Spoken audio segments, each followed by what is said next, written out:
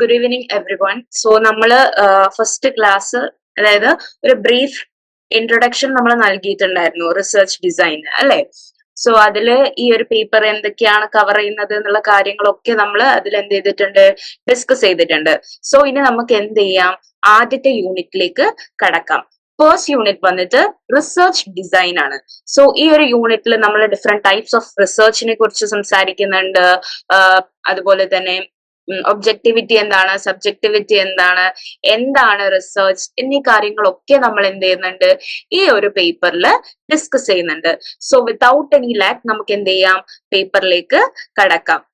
First one എന്ന് പറയുന്നത്, first topic, what is research, എന്താണ് റിസർച്ച് എന്നതുകൊണ്ട് ഉദ്ദേശിക്കുന്നത്.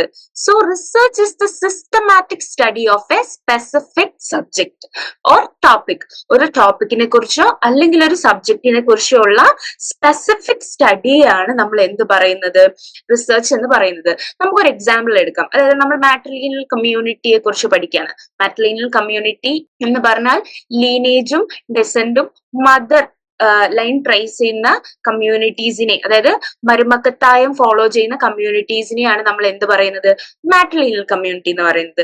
സോ സോഷ്യോളജിയിൽ തന്നെ എന്താ പറയുക, ഒരു സ്പെസിഫിക് സബ്ജക്റ്റ് ആണ് അതല്ലേ. ആ ഒരു ടോപ്പിക്കിൽ, ആ ഒരു പെർട്ടിക്കുലർ ടോപ്പിക്കിൽ നമ്മൾ ഒരു ഇൻഡെപ്ത് സ്റ്റഡി കണ്ടക്ട് ചെയ്യാണ്.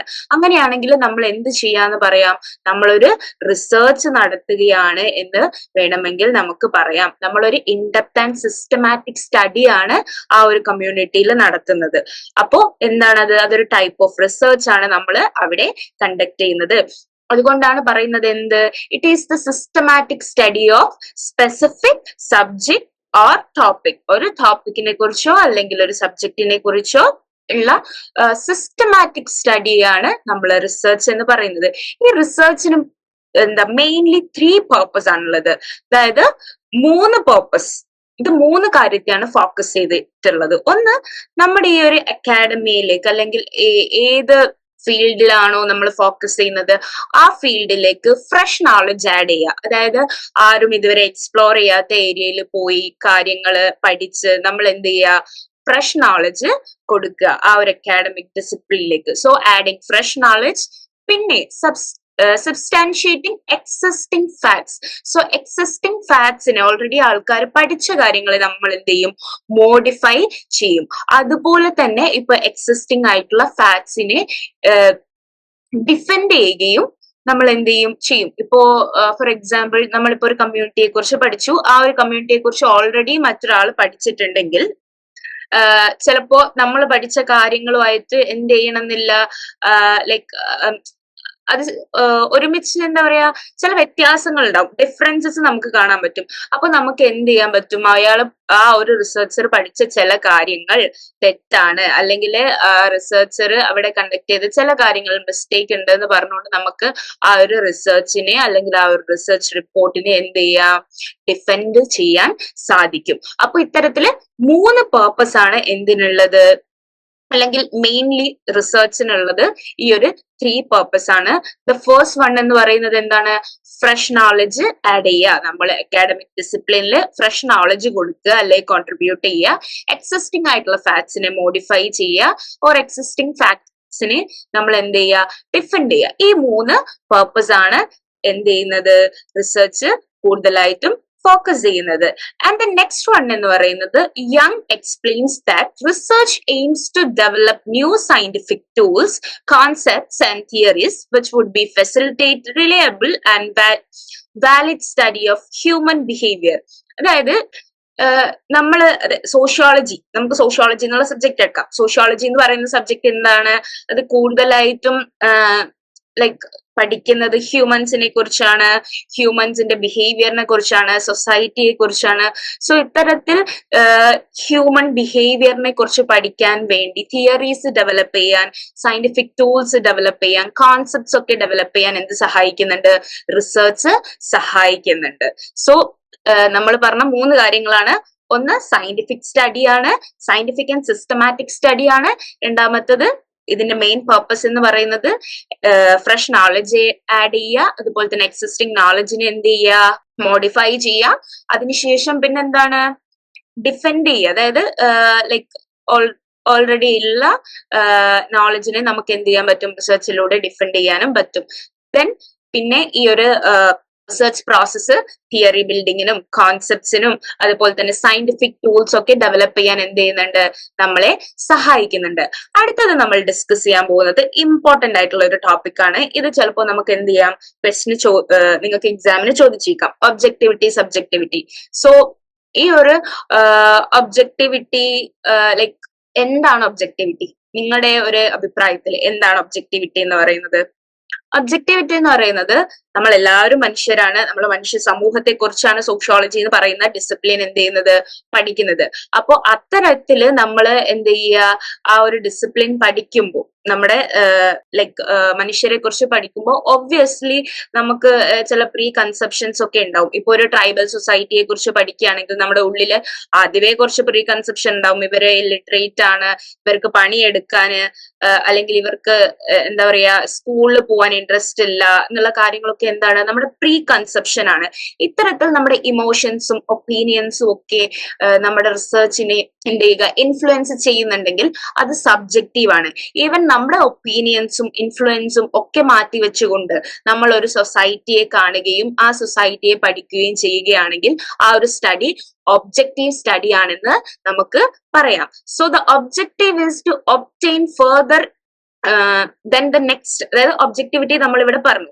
ആൻഡ് ഈ ഒരു എന്താ പറയാ ഒബ്ജക്റ്റീവ് ലൈക്ക് റിസർച്ച് എന്ന് പറയുന്നതിന്റെ മെയിൻ ഒബ്ജക്റ്റീവ് എന്ന് പറയുന്നത് എന്താണ്, കൂടുതൽ നോളജ് ഗെയിൻ ചെയ്യുക. നമ്മൾ സൊസൈറ്റിയെ കുറിച്ചും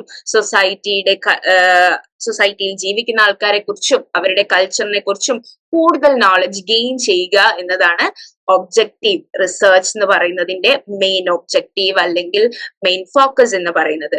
ദെൻ നമ്മൾ നേരത്തെ ഡിസ്കസ് ചെയ്ത ഒബ്ജക്ടിവിറ്റി, നമ്മുടെ ലൈക്ക് ഒപ്പീനിയൻസും അതുപോലെ തന്നെ പ്രീ കൺസെപ്ഷൻസും ഒക്കെ മാറ്റി വെച്ചുകൊണ്ട് നമ്മൾ ഒരു സൊസൈറ്റിയെ പഠിക്കുകയാണെങ്കിൽ അതെന്താണ്, അൺബയാസ്ഡ് അല്ല. അപ്പൊ അതിനെ നമുക്ക് എന്ത് പറയാം, ആ ഒരു സ്റ്റഡി ഒബ്ജക്റ്റീവ് സ്റ്റഡി ആണെന്ന് നമുക്ക് പറയാൻ സാധിക്കും. So the objectivity women sociologist as any other social scientist ensure to keep their personal values and opinions aside in order to produce unbiased result.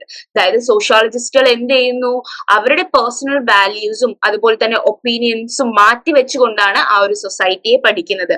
അതുകൊണ്ട് തന്നെ അൺബയാസ്ഡ് ആയിട്ടുള്ള ലൈക്ക് പ്രീ കൺസെപ്ഷൻസ് ഒന്നും ഇല്ലാതെ പ്രെജുഡൈസ്ഡ് അല്ലാത്ത ഒരു റിസൾട്ട് അവർക്ക് ഉണ്ടാക്കിയെടുക്കാൻ സാധിക്കും. So the next, the most of the anthropologists conduct their research by doing field work, going to the field, which is wherever people and cultures are, to study about their culture or any problem through direct observation.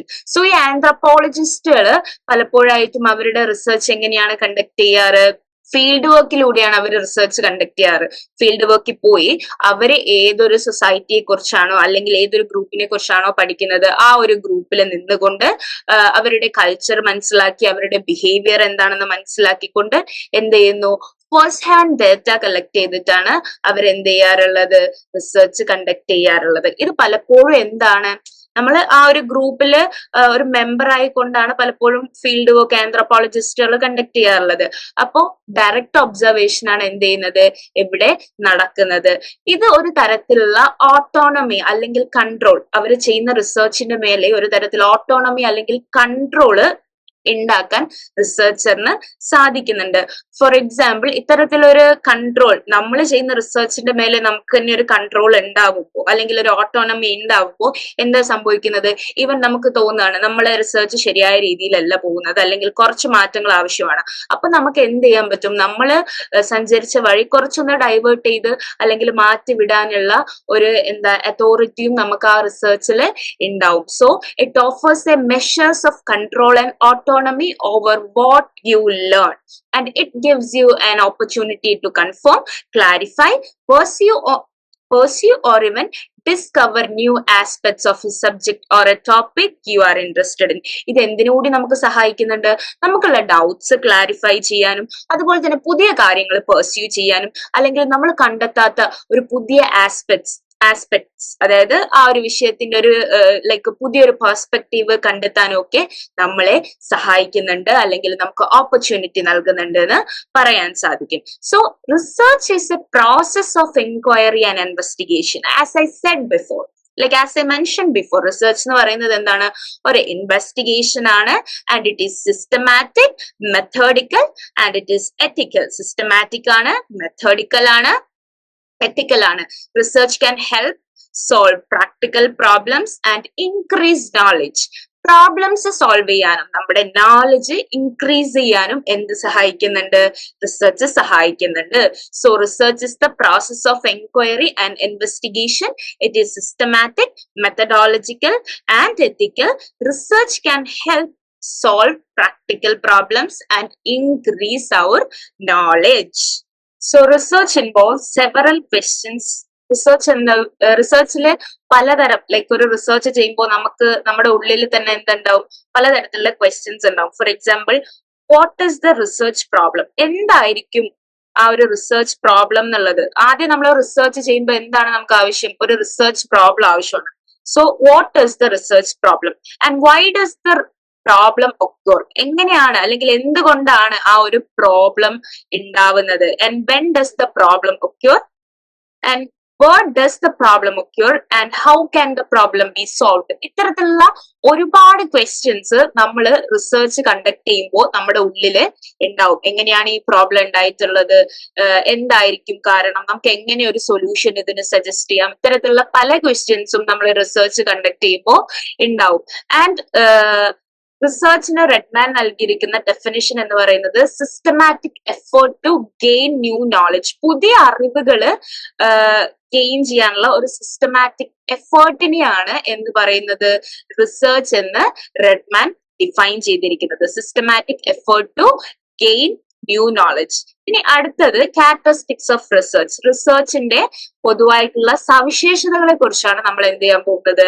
Discuss ചെയ്യാൻ പോകുന്നത്. The first one is it is a systematic and critical investigation to a phenomenon.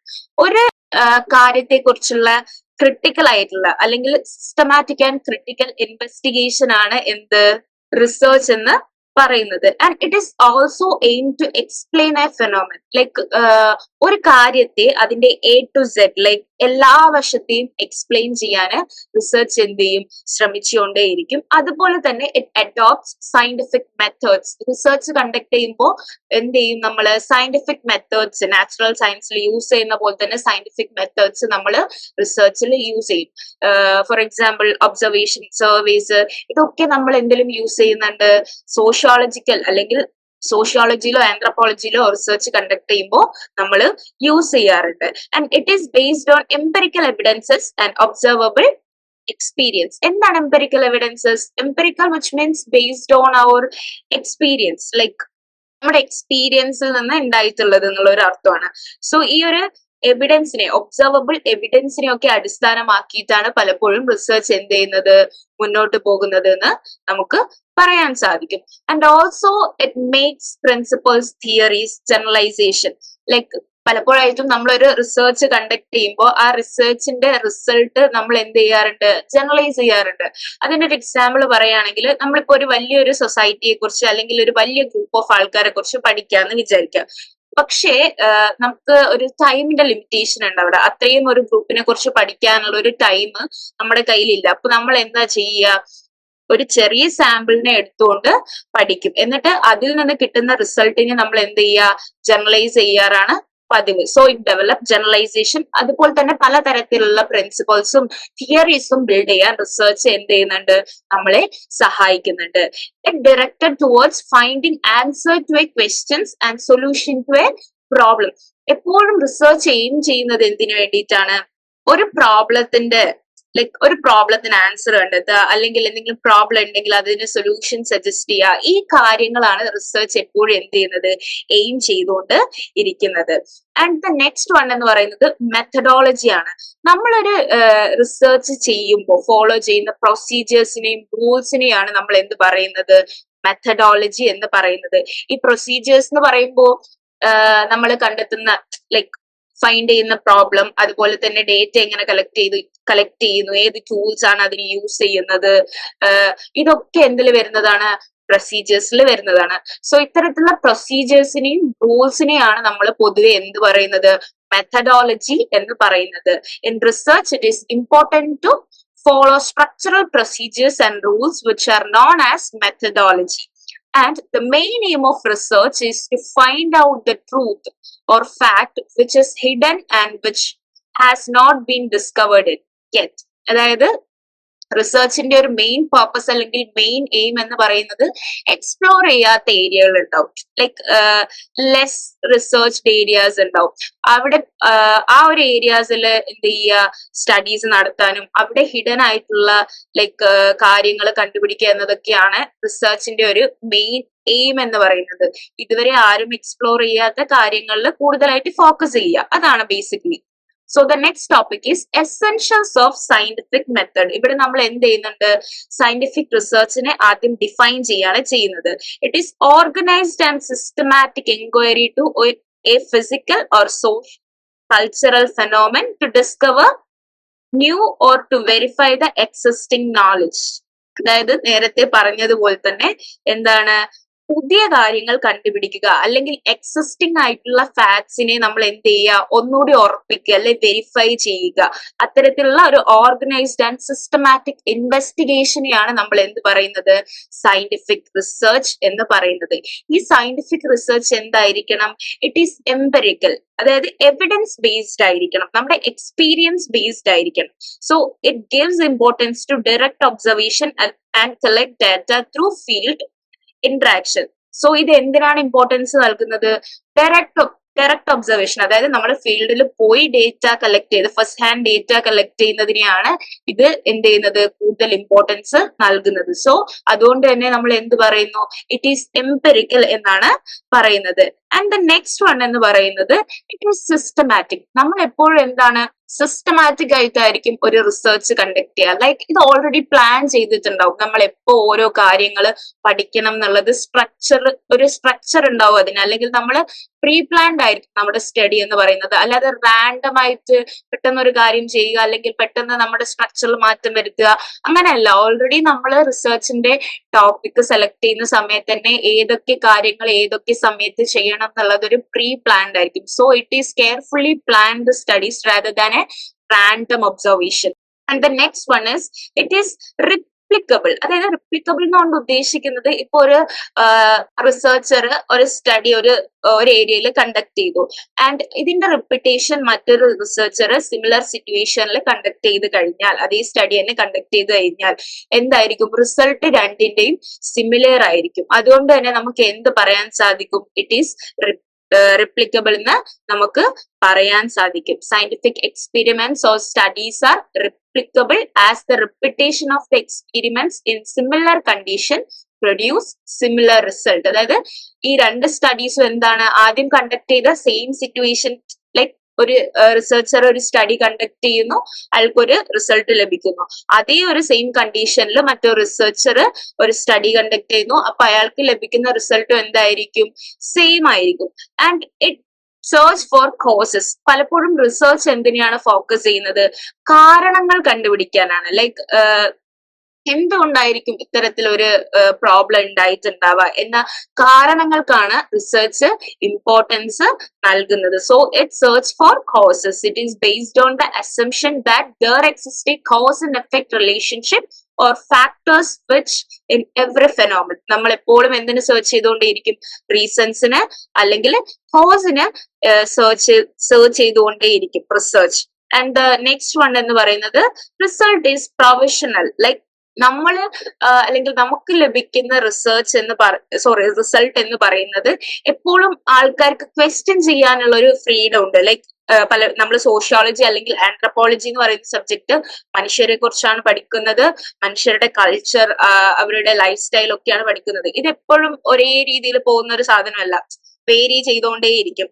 So ഇത് എന്താണ്, ഈ ഒരു systematic method അല്ലെങ്കിൽ research result എന്ന് പറയുന്നത് it is open to question. Like അത് ക്വസ്റ്റ്യൻ ചെയ്യാം, നമുക്ക് ക്വസ്റ്റ്യൻ ചെയ്യാം. ആൻഡ് അതുപോലെ തന്നെ ഡിബേറ്റബിളും ആണ്. കാര്യങ്ങൾ നമ്മളിപ്പം അവർ കണ്ടെത്തിയ കാര്യത്തിനോട് യോജിക്കുന്നില്ലെങ്കിൽ നമുക്ക് എന്ത് ചെയ്യാം, അത് ക്വസ്റ്റ്യൻ ചെയ്യാനുള്ള അവകാശമുണ്ട്. ആൻഡ് അതുപോലെ തന്നെ എക്സിസ്റ്റിംഗ് ഫാക്ട്സിനെ നമുക്ക് പുതിയ നോളജ് ആഡ് ചെയ്തുകൊണ്ട് മോഡിഫൈ ചെയ്യാനും പറ്റും. And it is objective. നമ്മൾ നേരത്തെ പറഞ്ഞതുപോലെ നമ്മുടെ വാല്യൂസും അല്ലെങ്കിൽ അതായത് ആ റിസർച്ച് ചെയ്യുന്ന റിസർച്ചറിന്റെ വാല്യൂസും ഫീലിങ്സും ഒന്നും ആ റിസർച്ചിനെ ബാധിക്കുന്നില്ലെങ്കിൽ അതെന്താണ്, ഒബ്ജക്റ്റീവ് റിസർച്ച് ആണ്. സയന്റിഫിക് മെത്തേഡ് അല്ലെങ്കിൽ ഈ ഒരു സയന്റിഫിക് റിസർച്ച് എന്ന് പറയുന്നത് എന്തായിരിക്കണം, അൺബയാസ്ഡ് ആയിരിക്കണം.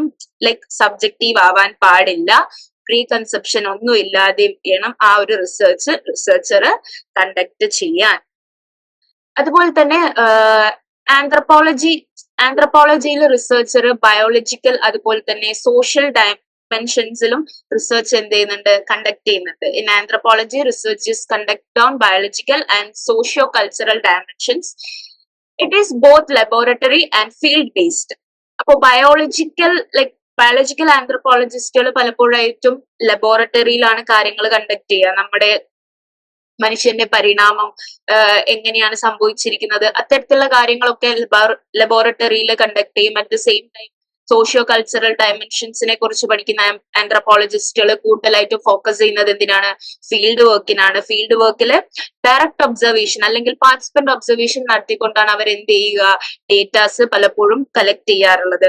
അവര് ആ ഒരു സൊസൈറ്റിയിലെ ഏത് ഗ്രൂപ്പിനെയാണോ അവർ പഠിക്കുന്നത് ആ സൊസൈറ്റിയിലെ ഒരു മെമ്പർ ആയിട്ട് മാറിയിട്ട് അവരിൽ നിന്നും എന്ത് ചെയ്യും, ഫസ്റ്റ് ഹാൻഡ് ഡാറ്റ കളക്ട് ചെയ്യാറാണ് പതിവ്.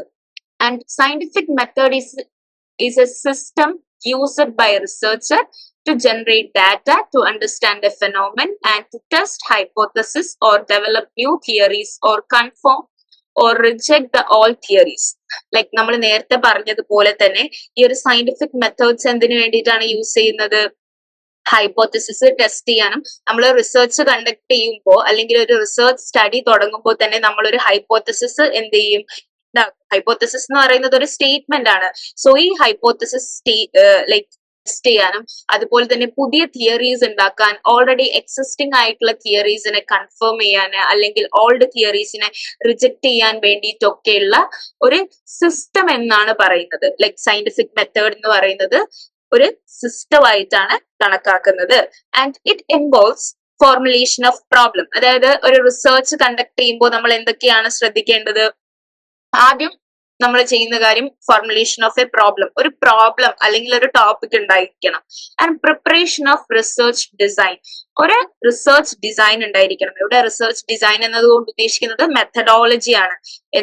ഏതൊക്കെ ടൂൾസ് ആണ് യൂസ് ചെയ്യുന്നത്, ഏതാണ് സാമ്പിൾ, ഇത്തരത്തിലുള്ള കാര്യങ്ങളൊക്കെ നമ്മൾ എന്ത് ചെയ്യണം, ഈ റിസർച്ച് ഡിസൈനിൽ മെൻഷൻ ചെയ്യണം. And next step is observation. Observation എന്ന് പറയുന്നത് എന്താണ്, ഇമ്പോർട്ടന്റ് ആയിട്ടുള്ള ഒരു സ്റ്റെപ്പാണ്. നമ്മൾ ആ ഒരു സാമ്പിൾ അല്ലെങ്കിൽ നമ്മൾ ഏതൊരു ഗ്രൂപ്പിനെയോ ഇവന്റിനെയോ ആണോ പഠിക്കുന്നത് അതിനെ നമ്മൾ എന്ത് ചെയ്യണം, ഒബ്സർവ് ചെയ്യണം.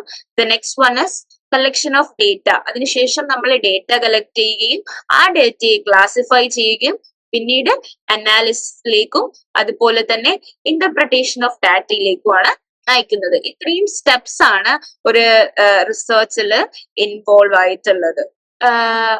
Human beings by nature are not free from bias. In research, it is very important to understand the significance of objectivity and subjectivity.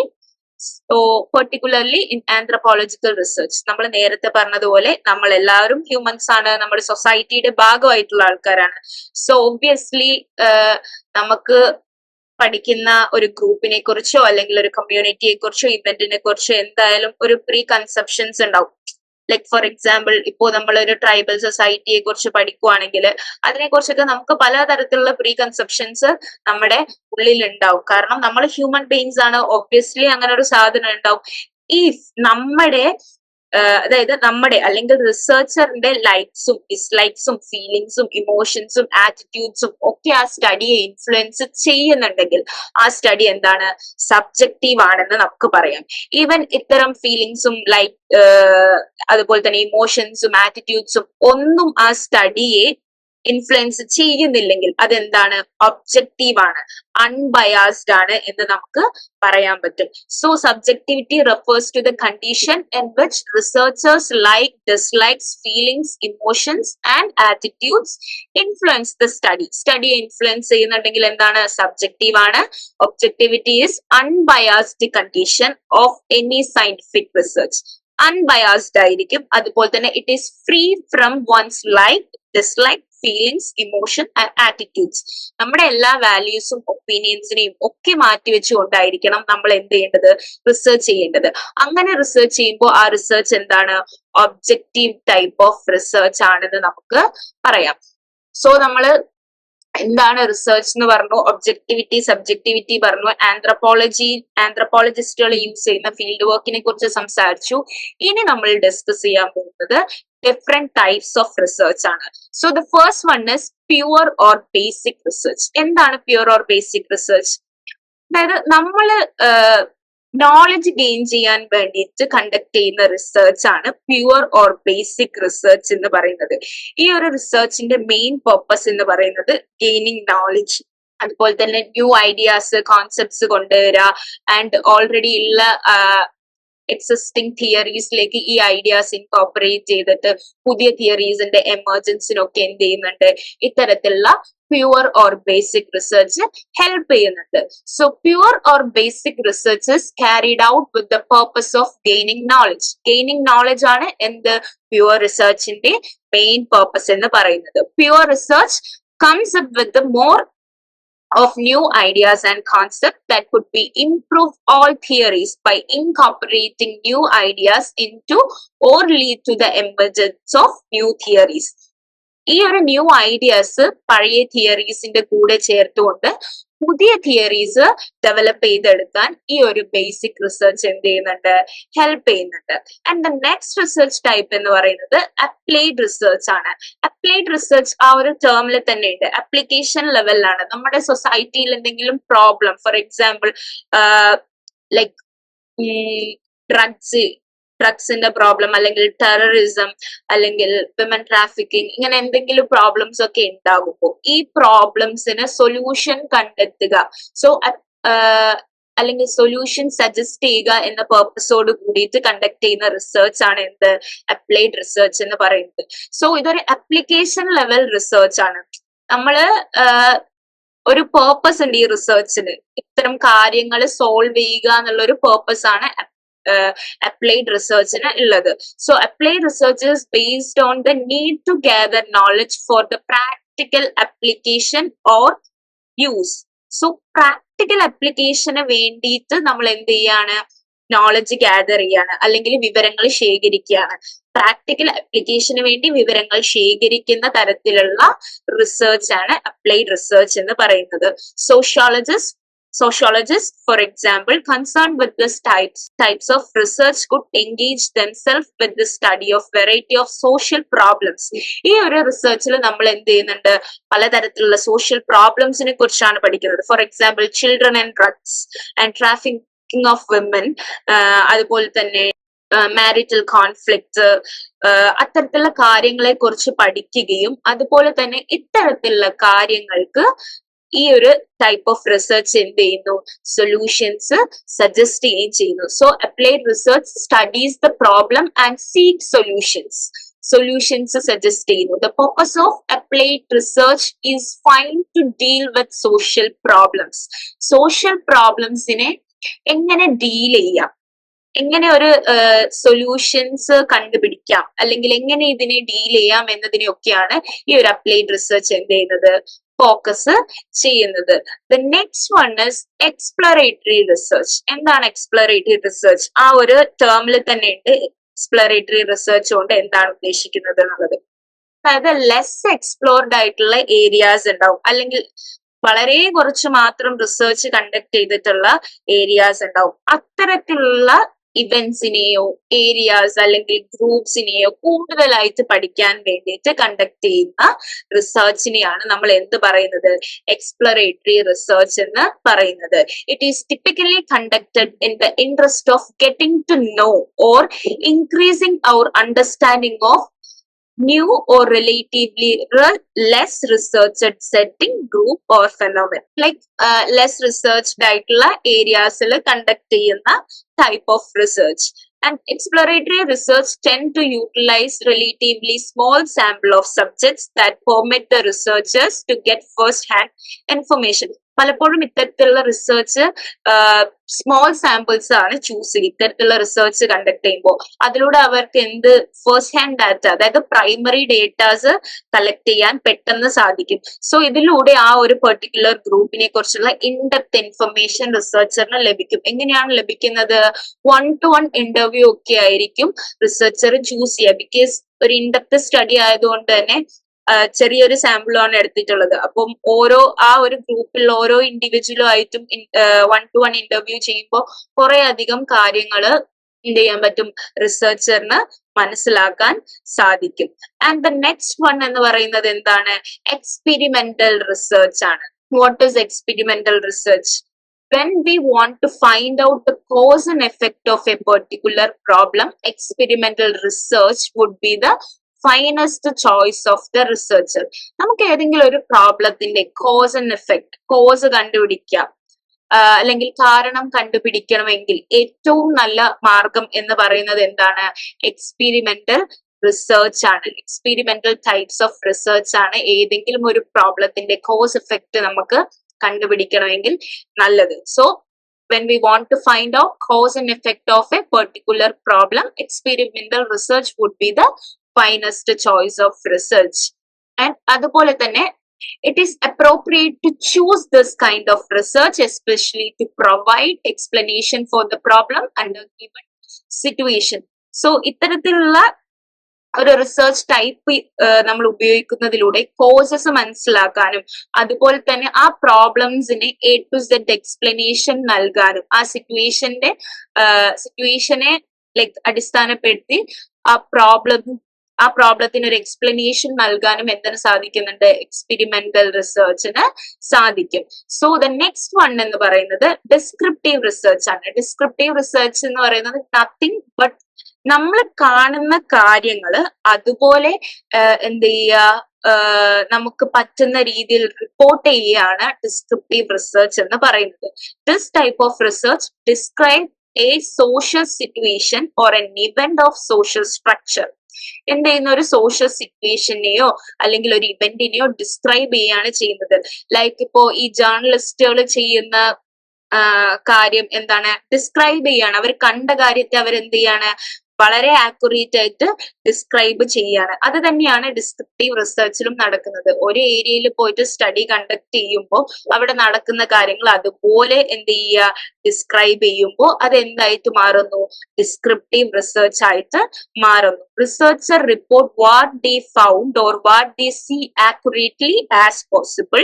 Consider the example of descriptive study of market. Researchers are expected to describe what they see and what they find after interviewing some people. അതായത് നമ്മളൊരു മാർക്കറ്റിൽ എന്ത് ചെയ്യാന്ന് വിചാരിക്കുക, ഒരു descriptive type of study conduct ചെയ്യാന്ന് വിചാരിക്കുക. അപ്പോൾ റിസർച്ചർ എന്ത് ചെയ്യുന്നു? അവിടെ കണ്ട കാര്യങ്ങളൊക്കെ ഡിസ്ക്രൈബ് ചെയ്യുകയും പിന്നെ അവരിൽ നിന്ന് ഇന്റർവ്യൂ ചെയ്ത് മനസ്സിലാക്കിയ കാര്യങ്ങളും എന്ത് ചെയ്യും? ഡിസ്ക്രൈബ് ചെയ്യും. ഇതാണ് ഡിസ്ക്രിപ്റ്റീവ് റിസർച്ച് എന്ന് പറയുന്നത്. ആൻഡ് ദ നെക്സ്റ്റ് വൺ എന്ന് പറയുന്നത് അനലിറ്റിക്കൽ റിസർച്ച് ആണ്. Like analytical research is nothing, analyse ചെയ്യുക, അതാണ് അനലിറ്റിക്കൽ റിസർച്ച് കൊണ്ട് ഉദ്ദേശിക്കുന്നത്. Researchers goes beyond the event which he or she seeks. Researcher എന്ത് ചെയ്യുന്നുണ്ട്? അവര് കണ്ടതിനേക്കാൾ ലൈക്ക് ഇപ്പൊ ഒരു കാര്യം കാണുകയാണ്, നമ്മൾ ഡിസ്ക്രിപ്റ്റീവ് റിസർച്ചിൽ കണ്ട കാര്യമാണ് ഡിസ്ക്രൈബ് ചെയ്ത് എഴുതുന്നത്. പക്ഷെ അനലിറ്റിക്കൽ റിസർച്ചിൽ എന്തുകൊണ്ട് ആ കാര്യം നടന്നു, എന്താണ് അതിനുണ്ടായിട്ടുള്ള സാഹചര്യം. സോ ബിയോണ്ട് ഇവന്റിലേക്ക് പോവാണ്. ഇവന്റിലേക്ക് മാത്രം ഒതുങ്ങാതെ ഇവന്റിന് കാരണം എന്താണ് കോൺസിക്വൻസസ്, ഇത്തരം കാര്യങ്ങളൊക്കെ അനലിറ്റിക്കൽ റിസർച്ച് എന്ത് ചെയ്യും? ഡിസ്കസ് ചെയ്യും. So this is done by understanding the context of the event or situation he or she is studying. The researcher looks for the context, reason and implications of the event or social research. So എന്ത് ചെയ്യുന്നു? ഈ ഒരു analytical റിസർച്ചിൽ researcher എന്ത് ചെയ്യാണ്? റീസൺസും ഇംപ്ലിക്കേഷൻസും ഒക്കെ analyse ചെയ്യപ്പെടുന്നുണ്ട്. അതാണ് എന്തിൽ സംഭവിക്കുന്നത്, ഡിസ്ക്രിപ്റ്റീവ് റിസർച്ചിൽ സംഭവിക്കുന്നത്. അതായത് കണ്ട കാര്യം അതുപോലെ തന്നെ നമ്മൾ എന്ത് ചെയ്യുക, റിപ്പോർട്ട് ചെയ്യുക. Consider the example of descriptive study of a market. Researcher are expected to describe what they see and what they find after interviewing some people. So ഇതാണ് എക്സാമ്പിൾ കൊടുത്തിരിക്കുന്നത്. അതായത് descriptive study of a market, ഒരു മാർക്കറ്റിൽ നടക്കുന്ന descriptive study, അവിടെ കണ്ട കാര്യങ്ങൾ researcher എന്ത് ചെയ്യണം, ആൾക്കാരെ ഇന്റർവ്യൂ ചെയ്തതിൽ നിന്നും അല്ലെങ്കിൽ ഇന്റർവ്യൂ ചെയ്തതിൽ നിന്നും കണ്ട് മനസ്സിലാക്കിയതിൽ നിന്നും നമ്മൾ എന്ത് ചെയ്യണം, ഡിസ്ക്രൈബ് ചെയ്യണം. ഇതാണ് ഡിസ്ക്രിപ്റ്റീവ് റിസർച്ച് എന്ന് പറയുന്നത്. അടുത്ത റിസർച്ച് എന്ന് പറയുന്നത് അനലിറ്റിക്കൽ റിസർച്ച് ആണ്. Analytical research, this type of research researchers goes beyond the event which he or she sees. This is done by understanding the context of event or the social situation he or she studying. The researcher looks for the context, reason, and for implications of the event or social situation. Analytical researcher ചെയ്യുക, like നമ്മുടെ descriptive പറഞ്ഞു, കണ്ട കാര്യങ്ങൾ അല്ലെങ്കിൽ find out ചെയ്ത കാര്യങ്ങൾ describe ചെയ്യാന്നുള്ളത്. Analytical അതിൽ നിന്നും മാറി ലൈക്ക് ബിയോണ്ട്, നമ്മൾ ചിന്തിക്കുന്നതിലും കണ്ടതിലും ബിയോണ്ട് ആയിട്ട് എന്തൊക്കെയാണ് അതിന്റെ കാരണങ്ങൾ, ഇത്തരത്തിലൊരു ലൈക്ക് അനലൈസ് ചെയ്യാണ് ഒരു കാര്യത്തെ. ഇപ്പോ ഒരു തരത്തിലുള്ള ഒരു കലാപം നടന്നു എന്ന് വിചാരിക്കുക, ആ കലാപത്തിനെ ഡിസ്ക്രിപ്റ്റീവ് റിസർച്ച് ആണെങ്കിൽ ഡിസ്ക്രൈബ് ചെയ്യും, കണ്ട കാര്യം അതുപോലെ എഴുതിയും. അനലിറ്റിക്കൽ റിസർച്ച് ആണെങ്കിൽ അനലൈസ് ചെയ്യും, ആ കോണ്ടെക്സ്റ്റിനെ എന്ത് ചെയ്യുന്നു, എന്താണ് ഇങ്ങനെ ഒരു കോണ്ടെക്സ്റ്റ് ഉണ്ടാവാൻ കാരണം. അതുപോലെ തന്നെ അതായത് കണ്ടതിൽ ലൈക്ക് ബിയോണ്ട് ദി ഇവന്റിലേക്ക് മാത്രം ചുരുങ്ങാതെ അതിന്റെ A to Z കാര്യങ്ങൾ എന്ത് ചെയ്യും, അനലൈസ് ചെയ്യും. എന്താണ് ഇതുണ്ടായതിന് കാരണം, എന്തായിരിക്കും ഭാവിയിൽ, അല്ലെങ്കിൽ ഇതിന്റെ കോൺസിക്വൻസസ് എന്തായിരിക്കും, ഇത്തരത്തിൽ എല്ലാ കാര്യങ്ങളും എന്ത് ചെയ്യുന്നു, അനലിറ്റിക്കൽ റിസർച്ച് എന്ത് ചെയ്യുന്നുണ്ട്, അനലൈസ് ചെയ്യുന്നുണ്ട് എന്ന് പറയാം. The next one is evaluative research. Evaluative research seeks to judge the merit or efficiency of a social program or policy. Evaluative research is interested in outcomes or result of some specific program or policy. Evaluative research തന്നെയുണ്ട് എന്ത് type of research ആണ്, അതായത് നമ്മൾ സൊസൈറ്റിയിൽ apply ചെയ്തിട്ടുള്ള അല്ലെങ്കിൽ നമ്മുടെ സൊസൈറ്റിയിൽ കൊണ്ടുവന്നിട്ടുള്ള ഒരു പ്രോഗ്രാം, ലൈക്ക് എന്തെങ്കിലും ഒരു പലതരത്തിലുള്ള പ്രോഗ്രാംസ് ആളുകളെ ഹെൽപ്പ് ചെയ്യാൻ വേണ്ടി കൊണ്ടുവന്നിട്ടുണ്ട്. സോ അത്തരത്തിലുള്ള ഏതെങ്കിലും ഒരു പ്രോഗ്രാമിന്റെ മെറിറ്റ്സ് അല്ലെങ്കിൽ എഫിഷ്യൻസിയെ നമ്മൾ എന്ത് ചെയ്യാണ്, അളക്കുകയാണ് അല്ലെങ്കിൽ ജഡ്ജ് ചെയ്യാണ്. അതാണ് ലൈക്ക് നമ്മൾ ഇവാലുവേറ്റീവ് റിസർച്ചിൽ കൂടുതലായിട്ട് ചെയ്യുന്നത്. ഒരു പ്രോഗ്രാമിന്റെ എഫിഷ്യൻസിയെ നമ്മൾ അളക്കുവാണ്, അല്ലെങ്കിൽ അതിന്റെ ഔട്ട്കം എത്രത്തോളം ഉണ്ട് എന്നുള്ളത് നമ്മൾ മനസ്സിലാക്കുകയാണ് ഇവാലുവേറ്റീവ് റിസർച്ചിലൂടെ നമ്മൾ എന്ത് ചെയ്യുന്നത്, കണ്ടുപിടിക്കാൻ ശ്രമിക്കുന്നത്. നമ്മൾ കൂടുതലായിട്ടും അതിന്റെ റിസൾട്ടിലായിരിക്കും എന്ത് ചെയ്യുക, ഫോക്കസ് ചെയ്യുക. ആ ഒരു പോളിസി അല്ലെങ്കിൽ പ്രോഗ്രാമിന്റെ റിസൾട്ടിൽ ഫോക്കസ് ചെയ്തുകൊണ്ട് ഇതിന്റെ എഫിഷ്യൻസി എത്രത്തോളം ഉണ്ട് എന്ന് നമ്മൾ കണ്ടുപിടിക്കും. സോ ഇങ്ങനെ എഫിഷ്യൻസി കണ്ടുപിടിക്കുന്നതിലൂടെ ഇത് കണ്ടിന്യൂ ചെയ്യണോ അല്ലെങ്കിൽ വേണ്ടയോ എന്നുള്ള ഒരു എന്താ പറയാന് ഒരു തീരുമാനത്തിലേക്കും നമുക്ക് എത്താൻ സാധിക്കും.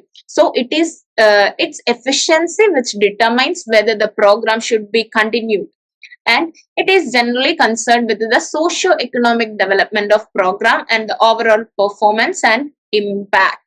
സോ നമ്മൾ പറഞ്ഞതുപോലെ ഒരു പ്രോഗ്രാമിന്റെ എഫിഷ്യൻസി ആണ് അല്ലെങ്കിൽ എഫിഷ്യൻസി ആൻഡ് ഔട്ട്കം, ഇതിനെയാണ് ഇവാലുവേറ്റീവ് റിസർച്ച് എന്ത് ചെയ്യുന്നത്, ഇവാലുവേറ്റ് ചെയ്യുന്നത്. അതിലൂടെ ഈ പ്രോഗ്രാം ലൈക്ക് ഫ്യൂച്ചറിൽ കണ്ടിന്യൂ ചെയ്യണോ വേണ്ടയോ എന്ന കാര്യങ്ങളൊക്കെ എന്ത് ചെയ്യുന്നു, തീരുമാനിക്കുകയും ചെയ്യുന്നു. The next one എന്ന് പറയുന്നത് participatory action research. This type of research, the member of the community are involved in the process of research. In the participatory research, the purpose is to bring out a change in the lives of community that the researcher studies. So ഇത്തരത്തിൽ participatory റിസർച്ചിൽ participatory എന്ന് വരുന്നുണ്ട്. അപ്പൊ എന്താണ് നമ്മൾ അതിലൂടെ മനസ്സിലാക്കണം, ഈ research ഈ തരത്തിലുള്ള റിസർച്ചില് അതായത് ആൾക്കാര് ആ ഒരു ഏത് കമ്മ്യൂണിറ്റിയാണോ നമ്മൾ പഠിക്കുന്നത് ആ കമ്മ്യൂണിറ്റിയിലുള്ള ഒരാള് കൂടി എന്തായിരിക്കും ഈ പാർട്ടിസിപ്പേറ്ററി ആക്ഷൻ റിസർച്ചിന്റെ ഭാഗമായിരിക്കും. ഈ പാർട്ടിസിപ്പേറ്ററി ആക്ഷൻ റിസർച്ചിന്റെ മെയിൻ പർപ്പസ് എന്ന് പറയുന്നത് ഈ ഒരു കമ്മ്യൂണിറ്റിയിലുള്ള ആളുകളുടെ ലൈഫ് ലൈഫ്സിൽ അല്ലെങ്കിൽ ലിവിങ് സ്റ്റാൻഡേർഡ്സിൽ ചേഞ്ചസ് ഉണ്ടാക്കുക എന്നുള്ളതാണ്. സോ ഒബ്വിയസ്ലി നമുക്ക് ആ ഒരു ആൾക്കാരെ കുറിച്ച് അറിയണമെങ്കിൽ അല്ലെങ്കിൽ അവരുടെ കാര്യങ്ങൾ മനസ്സിലാക്കണമെങ്കിൽ അവരുടെ കൂടെ ഉള്ള ഒരാളൂടെ നമുക്ക് കാര്യങ്ങൾ പറഞ്ഞു തരാന് എന്താണ് ആവശ്യമാണ്. സോ അതുകൊണ്ട് തന്നെ അത്തരത്തില് കമ്മ്യൂണിറ്റിയിൽ നിന്ന് നമ്മൾ ഒരാളെയോ മറ്റോ സെലക്ട് ചെയ്ത് നമ്മൾ എന്ത് ചെയ്യും, റിസർച്ചിന്റെ ഭാഗമായിട്ട് റിസർച്ചറിന്റെ കൂടെ ഉണ്ടാവും. And it is appropriate to involve the member from the community itself. It implies the joint effort or close collaboration between researcher and local people. ഇവിടെ റിസർച്ചറും ലോക്കൽ പീപ്പിളും തമ്മിലുള്ള ഒരു കൊലാബറേഷൻ ആണ് നടക്കുന്നത്. സോ അത് എന്താവും, എഫക്റ്റീവ്ലി നമുക്ക് അവരുടെ കമ്മ്യൂണിറ്റിയെ കുറിച്ച് പഠിക്കാനും അവരെന്തൊക്കെയാണ് ലൈക്ക് അവരെ ബാധിക്കുന്ന പ്രശ്നങ്ങൾ എന്തൊക്കെയാണ്, നമുക്ക് എങ്ങനെ ചേഞ്ചസ് കൊണ്ടുവരാം എന്ന കാര്യങ്ങളൊക്കെ മനസ്സിലാക്കാനും ഹെൽപ്പ് ചെയ്യും. സോ ഇത്രയും റിസർച്ച് ടൈപ്സ് ആണ് നമുക്ക് എന്ത് ചെയ്യാനുള്ളത്, പഠിക്കാനുള്ളത്. ദ ഫസ്റ്റ് വൺ ഞാൻ പറഞ്ഞു ബേസിക് ഓർ പ്യുവർ റിസർച്ച് ആണ്. ബേസിക് റിസർച്ച് അല്ലെങ്കിൽ പ്യുവർ റിസർച്ച് എന്ന് പറയുന്നത് എന്താണ്, ഗെയിനിങ് നോളജ് ഗെയിൻ ചെയ്യാന്നുള്ള പർപ്പസോട് കൂടിയിട്ട് നമ്മൾ ലൈക്ക് കണ്ടക്ട് ചെയ്യുന്നതാണ്. ഇത് പുതിയ ഐഡിയാസ് പുതിയ ഐഡിയാസ് കൊണ്ടുവരുന്നു, ഓൾഡ് തിയറീസ് ഇംപ്രൂവ് ചെയ്യുന്നു. ഓൾഡ് തിയറീസിന്റെ കൂടെ നമ്മൾ ഈ കണ്ടുപിടിച്ച പുതിയ ഐഡിയാസ് ഇൻകോപ്പറേറ്റ് ചെയ്തിട്ട് പുതിയ തിയറീസിന്റെ എമർജൻസിനും സഹായിക്കുന്നു. അപ്ലൈഡ് റിസർച്ച് എന്ന് പറയുന്നത് പലപ്പോഴും പ്രോബ്ലം ലൈക്ക് അപ്ലിക്കേഷൻ ലെവലാണ്. പ്രോബ്ലത്തിനെ കുറിച്ച് പഠിച്ച് അതിന് നമ്മൾ എന്ത് ചെയ്യുക, ഒരു സൊല്യൂഷൻസ് സജസ്റ്റ് ചെയ്യാണ് അപ്ലൈഡ് റിസർച്ചിൽ പലപ്പോഴായിട്ടും നമ്മൾ ചെയ്യുന്നത്. The third one is exploratory research. അധികം ആരും എക്സ്പ്ലോർ ചെയ്യാത്ത, ലെസ് എക്സ്പ്ലോർഡ് ആയിട്ടുള്ള ഏരിയാസോ ഗ്രൂപ്പോ ഇവന്റിനെ കുറിച്ചോ നമ്മൾ എന്ത് ചെയ്യുന്നു, പഠിക്കുകയും ഇൻവെസ്റ്റിഗേഷൻ നടത്തുകയും ചെയ്യുകയാണ് എക്സ്പ്ലോറേറ്ററി റിസർച്ചിൽ നമ്മൾ ചെയ്യാറ്. അത് കഴിഞ്ഞ് എക്സ്പെരിമെന്റൽ റിസർച്ചിൽ നമ്മൾ കോസ് ആൻഡ് എഫക്ട് ലൈക്ക് ഒരു പ്രോബ്ലത്തിന്റെ കോസ് കണ്ടുപിടിക്കാൻ ആണ് പലപ്പോഴും എക്സ്പെരിമെന്റൽ റിസർച്ചിൽ നമ്മൾ എന്ത് ചെയ്യാറ്, ലൈക്ക് ട്രൈ ചെയ്യാറ്. എക്സ്പ്ലനേഷൻ, അതുപോലെ തന്നെ ഈ പ്രോബ്ലം ഉണ്ടാവാനുള്ള ഒരു കാരണം ഉണ്ടാവില്ല, കോസ് ഉണ്ടാവില്ല, അതിന്റെ ഒരു എക്സ്പ്ലനേഷനും നമ്മൾ കണ്ടുപിടിക്കാൻ ഈ ഒരു റിസർച്ചിൽ ശ്രമിക്കും, അല്ലെങ്കിൽ ഈ ഒരു റിസർച്ചിലൂടെയാണ് അത് നമ്മൾ ചെയ്യാറ്. ആൻഡ് ഡിസ്ക്രിപ്റ്റീവ്, നമ്മൾ എന്താണോ കാണുന്നത് അത് വളരെ ആക്യുറേറ്റ് ആയിട്ട് റിപ്പോർട്ട് ചെയ്യാണ് ഡിസ്ക്രിപ്റ്റീവ് റിസർച്ചിൽ നമ്മൾ ചെയ്യാറുള്ളത്. And next one is analytical research. Analytical റിസർച്ചിൽ ചെയ്യുന്നത് എന്താണ്, ലൈക്ക് നമ്മൾ കാണുന്നതിന്റെ beyond, researchers goes beyond the event like just ആ ഇവന്റിനെ മാത്രം നമ്മൾ എന്ത് ചെയ്യാതെ ഫോക്കസ് ചെയ്യാതെ ഇവന്റിന്റെ കാരണങ്ങൾ എന്തൊക്കെയാണ്, അതുപോലെ തന്നെ കോൺസിക്വൻസസ് എന്തൊക്കെയാണ് എന്നുള്ള കാര്യങ്ങളൊക്കെയാണ് അനലിറ്റിക്കൽ റിസർച്ചിൽ നമ്മൾ അനലിറ്റിക്കൽ റിസർച്ച് ഫോക്കസ് ചെയ്യുന്നത്. ഇവാലുവേറ്റീവ് റിസർച്ച് എന്ന് പറയുന്നത് എന്താണ്, നമ്മൾ ഒരു പ്രോഗ്രാം സൊസൈറ്റിയിൽ കൊണ്ടുവന്നിട്ടുണ്ടെങ്കിൽ അത് എത്രത്തോളം എഫിഷ്യന്റ് ആയിട്ട്, അതിന്റെ എഫിഷ്യൻസി എത്ര ഉണ്ട്, അതിന്റെ ഔട്ട്കം എങ്ങനെയാണ്, അത് സൊസൈറ്റിയിൽ കണ്ടിന്യൂ ചെയ്യണോ എന്നൊക്കെയാണ് ഇവാലുവേറ്റീവ് റിസർച്ച് കൂടുതലായിട്ട് ഫോക്കസ് ചെയ്യുന്നത്. പാർട്ടിസിപ്പേറ്ററി ആക്ഷൻ റിസർച്ച് എന്ന് പറയുന്നത് റിസർച്ചറിന്റെ കൂടെ ഒരു കമ്മ്യൂണിറ്റിയിലെ റിസർച്ചർ പഠിക്കുന്ന കമ്മ്യൂണിറ്റിയിലെ ഒരു അംഗവും ഉണ്ടാവും. ആ ഒരു കമ്മ്യൂണിറ്റിയിൽ ചേഞ്ചസ് ഉണ്ടാക്കുക എന്നുള്ളതാണ് ഈ ഒരു റിസർച്ചിന്റെ ബേസിക് പർപ്പസ് എന്ന് പറയുന്നത്. സോ ആ ഒരു അംഗമുള്ളത് കൊണ്ട് തന്നെ ആ കമ്മ്യൂണിറ്റിയെ കുറിച്ച് മനസ്സിലാക്കാനും അവരുടെ ഒരു ജോയിന്റ് ആയിട്ടുള്ള എഫേർട്ട് അതിന് എന്ത് ചെയ്യും, കൂടുതലായിട്ട് ഹെൽപ്പ് ചെയ്യുകയും ചെയ്യും. ഇത്രയും കാര്യങ്ങളാണ് ടൈപ്സ് ഓഫ് റിസർച്ചിൽ നമ്മൾ പറഞ്ഞിട്ടുള്ളത്. ഇനി നമുക്ക് ക്വിക്കായിട്ട് ഒന്ന് എന്ത് ചെയ്യാം, നമ്മൾ ഇത്രയും പറഞ്ഞ കാര്യങ്ങളൊന്ന് ഒന്നുകൂടി ഒന്ന് റിവൈസ് ചെയ്ത് പോവാം. സോ വാട്ട് ഈസ് റിസർച്ച് എന്നുള്ളത് നമ്മൾ പറഞ്ഞു. റിസർച്ച് എന്താണ്, systematic study of A specific topic. ഒരു ടോപ്പിക്കിനെ കുറിച്ചുള്ള സിസ്റ്റമാറ്റിക് ആയിട്ടുള്ള സ്റ്റഡി അല്ലെങ്കിൽ ഇൻവെസ്റ്റിഗേഷനെയാണ് നമ്മൾ എന്ത് പറയുന്നത്, റിസർച്ച് എന്ന് പറയുന്നത്. ഇത് പുതിയ നോളജ്, ഫ്രഷ് നോളജ് കണ്ടെത്താനും അതുപോലെ തന്നെ ഓൾറെഡി ഉള്ള നോളജിലേക്ക്, ഓൾറെഡി എക്സിസ്റ്റിംഗ് ആയിട്ടുള്ള ഫാക്ട്സിലേക്ക് പുതിയ നോളജ് ആഡ് ചെയ്യാനും ഡിഫെൻഡ് ചെയ്യാൻ ലൈക്ക് പഴയതിനെ ഡിഫെൻഡ് ചെയ്യാനും സഹായിക്കുന്നുണ്ട്. ദെൻ നമ്മൾ സംസാരിച്ചത് എന്താണ്, ആന്ത്രപ്പോളജിസ്റ്റുകളാണ്. ആന്ത്രപ്പോളജിസ്റ്റുകൾ ഫീൽഡിൽ നിന്നാണ്, ലൈക്ക് ഫീൽഡിൽ പോയിട്ട് ഡേറ്റ കളക്ട് ചെയ്യുന്ന ആൾക്കാരാണ്. അതുകൊണ്ട് തന്നെ ഡയറക്റ്റ് ഒബ്സർവേഷൻ ആണ് നടത്തുന്നത്. അതുകൊണ്ട് തന്നെ അവർക്ക് അവരുടെ റിസർച്ചിന്റെ മേലെ ഒരു ഓട്ടോണമി കൺട്രോൾ ഉണ്ടാവും. സോ അതുകൊണ്ട് അവർക്ക് എന്ത് ചെയ്യാൻ പറ്റും, കുറച്ചുകൂടെ അവർ പഠിക്കുന്ന കാര്യത്തെ ക്ലാരിഫൈ ചെയ്യാനും പുതിയ ആസ്പെക്ട്സ് കണ്ടുപിടിക്കാനും ഒക്കെ സാധിക്കും. ആൻഡ് ദ നെക്സ്റ്റ് വൺ എന്ന് പറയുന്നത് research involve several questions. Research പലതരത്തിലുള്ള ക്വസ്റ്റ്യൻ ഇൻവോൾവ് ചെയ്യുന്നുണ്ട് എന്ന് പറഞ്ഞിട്ടുണ്ട്. അത് ഏതൊക്കെയാണെന്ന് നമ്മൾ പറഞ്ഞത്, what is the research problem, why does the research problem occur, when does the research problem occur, where does the problem occur, how can the problem be solved. ഇത്രയും കാര്യങ്ങളാണ്. പിന്നെ റെഡ്മാന്റെ ഡെഫിനിഷൻ നമ്മൾ പറഞ്ഞു, systematic effort to gain new knowledge. പുതിയ അറിവുകൾ നേടിയെടുക്കാനുള്ള ഒരു systematic effort ആണ് എന്ത് റിസർച്ച് എന്നതുകൊണ്ട് റെഡ്മാൻ ഉദ്ദേശിച്ചിട്ടുള്ളത്. ദെൻ റിസർച്ചിന്റെ ക്യാരക്ടറിസ്റ്റിക്സ് പറഞ്ഞു, അതൊരു സിസ്റ്റമാറ്റിക്, അതുപോലെ തന്നെ ക്രിട്ടിക്കൽ ഇൻവെസ്റ്റിഗേഷൻ ആണ്. aim at interpreting and explaining a phenomenon, adopts scientific method based on empirical and observable evidence, develop theories, generalizations. പിന്നെ മെത്തഡോളജി എന്താന്ന് പറഞ്ഞു, നമ്മൾ റിസർച്ച് കണ്ടക്ട് ചെയ്യുമ്പോൾ ഫോളോ ചെയ്യുന്ന പ്രൊസീജിയേഴ്സും റൂൾസും ആണ്. Then essentials of scientific methods, അതിൽ ഇമ്പോർട്ടന്റ് ആയിട്ടുള്ളത് നമ്മൾ ഏതൊക്കെയാണ് പറഞ്ഞത്, ഇറ്റ് ഈസ് എംപെരിക്കൽ. എംപെരിക്കൽ എന്ന് പറയുന്നത് എവിഡൻസ് ബേസ്ഡ് ആണ്, ഡയറക്റ്റ് ആയിരിക്കണം. ഇറ്റ് ഈസ് സിസ്റ്റമാറ്റിക് ആണ്, റിപ്ലിക്കബിൾ ആണ്. അതായത് നമുക്ക് നമ്മൾ ചെയ്ത ആ ഒരു റിസർച്ച് സിമിലർ സിറ്റുവേഷനിൽ ചെയ്തു കഴിഞ്ഞാൽ അതേ റിസൾട്ട് തന്നെയാണ് തരിക. സോ അതുകൊണ്ടാണ് എന്ത് പറയുന്നത്, റിപ്ലിക്കബിൾ എന്ന് പറയുന്നത്. Research search for the causes. And the next one is it is provisional, like debatable ആണ്, ക്വസ്റ്റ്യൻ ചെയ്യാൻ ആൾക്കാർക്ക് അധികാരമുണ്ട്, മോഡിഫിക്കേഷൻ നടത്താം, ഒക്കെ ചെയ്യാം. And the next one is it is objective. Obviously objective ആയിരിക്കണം, അൺബയാസ്ഡ് ആയിരിക്കണം, ബയാസ്ഡ് ആയിരിക്കരുത്. പിന്നെ നമ്മൾ സംസാരിച്ചത് ആന്ത്രപ്പോളജിയിലെ റിസർച്ച്, ബയോളജിക്കൽ ആന്ത്രപ്പോളജിസ്റ്റുകൾ റിസർച്ച് കണ്ടക്ട് ചെയ്യുന്നതിനെ കുറിച്ചും സോഷ്യൽ ആന്ത്രപ്പോളജിസ്റ്റുകൾ റിസർച്ച് കണ്ടക്ട് ചെയ്യുന്നതിനെ കുറിച്ചും. ദെൻ റിസർച്ചിൽ ഇൻവോൾവ് ചെയ്യുന്ന സ്റ്റെപ്സ് ഏതൊക്കെയാണെന്നുള്ളത് നമ്മൾ എന്ത് ചെയ്തു, ഡിസ്കസ് ചെയ്തു. Research problem, preparation of research design, observation, collection of data, classification of data, analysis and interpretation of data. Then subjectivity എന്താണ്, objectivity എന്താണ്. നമ്മുടെ ഫീലിങ്സും ഇമോഷൻസും ഒക്കെ നമ്മുടെ സ്റ്റഡിയെ ഇൻഫ്ലുവൻസ് ചെയ്യുന്നുണ്ടെങ്കിൽ ഒബ്വിയസ്ലി സബ്ജക്റ്റീവ് ആണ്. ഇൻഫ്ലുവൻസ് ചെയ്യുന്നില്ലെങ്കിൽ അതെന്താണ്, ഒബ്ജക്റ്റീവ് ആണ്.